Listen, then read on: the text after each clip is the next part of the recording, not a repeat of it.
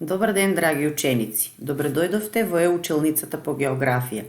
Денешната наставна содржина ќе биде намената за учениците од 6 оделение. Да видиме која е наставната содржина. Денеска имаме вовед во физичката географија. Која е целта на овој час? Целта на овој час е да го препознаат предметот и начинот на проучување на физичката географија, да ја воочат поделбата на географијата и да умеат да ги набројуваат и опишуваат научните дисциплини кои се дел од физичката географија. Поими што ќе се користат во текот на излагањето на оваа наставна содржина ќе бидат гео, графо, земјопис, област, држава, континент, релјеф, време, клима, природни богатства. На почетокот на излагањето ќе се осврнеме малку за историскиот развој на географијата. Нашата планета Земја, ученици, е изложена на големи влијанија од голем број небесни тела. Тоа значи дека процесите и законитостите што важат за самите небесни тела, во исто време важат и за нашата планета Земја. Затоа е важно да ги запознаеме астрономијата, како наука која се занимава со проучување на небесните тела и законитостите во Вселената од една страна и физичката географија од друга страна, која по начинот на проучувањето има различни цели и е свртена кон оние небесни тела кои имаат влијание на нашата планета Земја.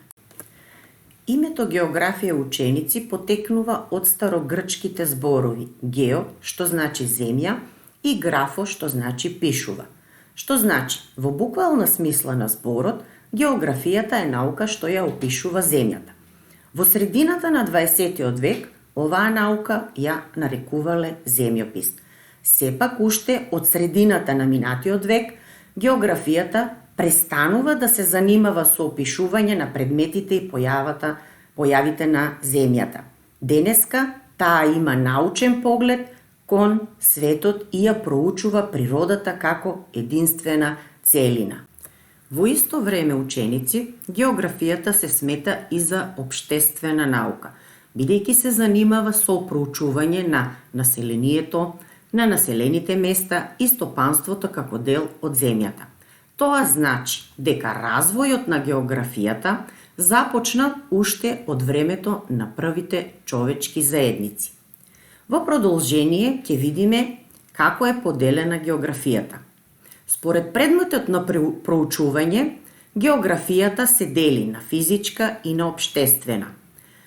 Физичката географија припаѓа во групата на природни науки, бидејќи ја проучува природата што непосредно го обкружува човекот, и општествена или економска, која што припаѓа на општествените науки и ја проучува организационата дејност на луѓето, насочена кон искористување на природните богатства, производството и потрошувачката и различните видови материјални добра. Според содржината и методите на прикажување на просторот, појавите и процесите, географијата се дели на општа и посебна. Општата географија е онаа која ги проучува природата, населението и стопанството на целата земја, додека посебната географија е онаа која ги проучува сите географски објекти, појави и процеси во една област, држава, регион или континент. Затоа уште се нарекува и регионална географија. Во продолжение да видиме што проучува физичката географија. Физичката географија, ученици, ја проучува целокупната природа што не обкружува. Но конкретно што всушност таа проучува? Таа ги проучува Вселената и вселенските тела, Земјата како планета, релјефот, времето и климата, разместеноста и карактеристиките на површината и на површинските и подземните води, составот на земјиштето и разместеноста на растителниот и на животинскиот свет. Во склопот, ученици, на физичката географија припаѓаат следните научни дисциплини: астрономија, орографија, односно науката за релјефот, климатологија, хидрологија, геологија, педологија, биогеографија и така натаму.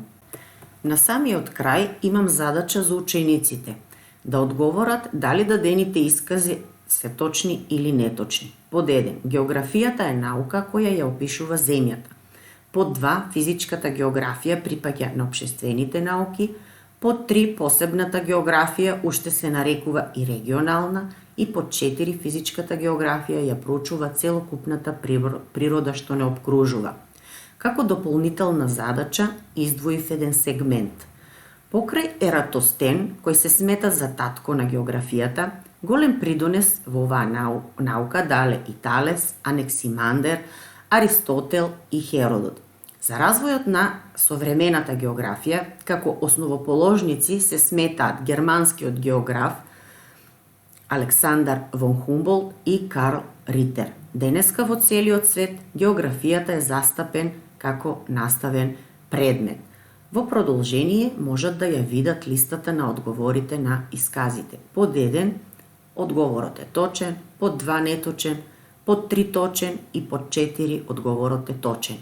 Драги ученици, ви благодарам за вашето внимание. Се гледаме во некое следно видео.